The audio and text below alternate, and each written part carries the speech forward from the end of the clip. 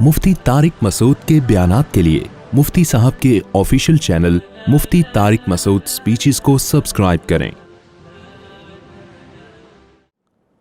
یہ جو قرآن میں آتا ہے تجلی ربہ للجبل، رب نے پہاڑ پر اپنی تجلی ظاہر کی، اس کی کیفیت اللہ ہی جانتا ہے۔ علماء کہتے ہیں کہ اللہ اور مخلوق کے درمیان بہت سارے پردے حائل ہیں، جس کی وجہ سے مخلوق اللہ کی زیارت نہیں کر سکتی۔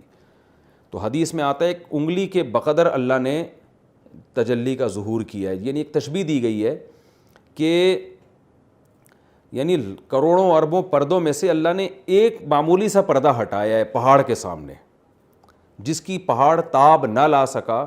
اور حدیث میں آتا ہے کہ اللہ اگر اپنا جو چہرہ ہے نا، اپنی جو ذات ہے، وہ کائنات اور اللہ کے درمیان جو پردے ہیں وہ اگر اللہ ہٹا دیں تو لَأَحْرَقَتْ سُبُحَاتُ وَجْهِهِ، اللہ کے چہرے کی جو روشنی ہے نا، اور اس کا جو نور ہے، جو اس کا جلال ہے، وہ کائنات کو جھلسا کے ختم کر دے وہ۔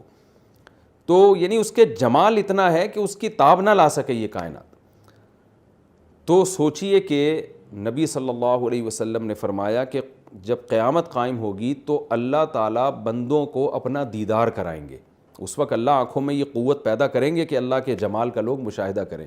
ادراک نہیں کر سکتے، ادراک الگ چیز ہے۔ قرآن میں آتا ہے لا تدرکہ الابصار، نگاہیں اللہ کا ادراک نہیں کر سکتی، نہ دنیا میں نہ آخرت میں۔ ادراک کہتے ہیں کسی چیز کی حقیقت تک پہنچ جانا۔ جیسے ہم کہتے ہیں نا ایک آدمی نے ایک چیز کا ادراک کر لیا، اس کو سمجھ میں آ گیا ہے وہ، تو یہ مخلوق کے حق میں تو ممکن ہے کہ آپ کسی چیز کا احاطہ کر لیں۔ اللہ کے لیے ادراک ممکن نہیں ہے، دیکھنا ممکن ہے۔ لوگ دیکھیں گے قیامت کے دن اللہ کو، لیکن اللہ کی پوری حقیقت تک پہنچ نہیں پائیں گے، وہ ناممکن ہے، کیونکہ اللہ کی ذات لامحدود، اس کا جمال لامحدود ہے۔ تو اس لیے نظر ضرور ہوگی اس پر، اللہ کی ذات پر نظر ضرور ڈالیں گے لوگ۔ تو حدیث میں آتا ہے کہ اس نظر میں اتنی لذت ہوگی اللہ کے جمال کا جب مشاہدہ کریں گے، حالانکہ وہ پورا مشاہدہ نہیں ہوگا۔ تو آپ صلی اللہ علیہ وسلم نے فرمایا کہ جنت کی تمام نعمتیں اس لذت کے سامنے ہیچ معلوم ہوگی، لوگ بھول جائیں گے ان تمام نعمتوں کو۔ تو اس سے بھی ہمیں پتہ چلتا ہے کہ جس جمال کی تاب پہاڑ نہ لا سکا ہو، اور موسیٰ کلیم اللہ پہاڑ کو دیکھ کے بے ہوش ہوئے موسیٰ علیہ الصلوۃ والسلام، تو وہ جمال کیسا ہوگا۔ اور جب اللہ آخرت میں ہماری آنکھوں میں یہ طاقت دے گا کہ ہم اس جمال کا تھوڑا سا حصہ برداشت کر پائیں، تو وہ جمال کیسا جمال ہوگا۔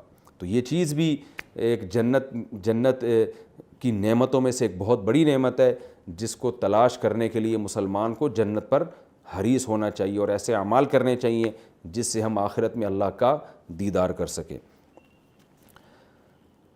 اس کے بعد جو اللہ نے موسیٰ علیہ السلام سے فرمایا، جب موسیٰ علیہ السلام بے ہوش ہوئے، پھر ہوش میں آ کے اللہ سے توبہ استغفار کیا، تو اللہ نے کیا فرمایا؟ انی اصطفیتک علی الناس برسالاتی وبکلامی، اے موسیٰ میں نے تجھے منتخب کر لیا ہے لوگوں پر اپنی رسالت اور اپنے کلام کے ساتھ۔ فخذ ما آتیتک وکن من الشاکرین، جو تورات میں جو تجھے میں دے رہا ہوں اس کو مضبوطی سے تھام لے۔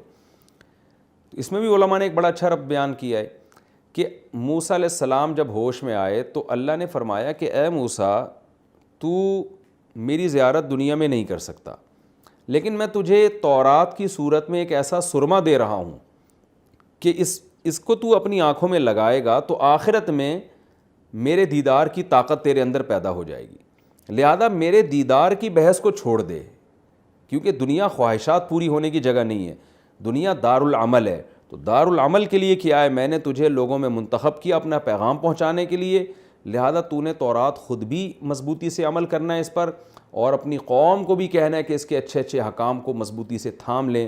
گویا یہ وہ سرما ہے کہ جب تورات پر اے موسیٰ تو عمل کرے گا اور تیری قوم عمل کرے گی تو تیری آنکھوں میں اس سرمے کے ذریعے وہ طاقت پیدا ہو جائے گی کہ آخرت میں تو میرا دیدار کر سکتا ہے، کیونکہ اللہ کے دیدار کی خواہش بھی ایک لذت ہے نا۔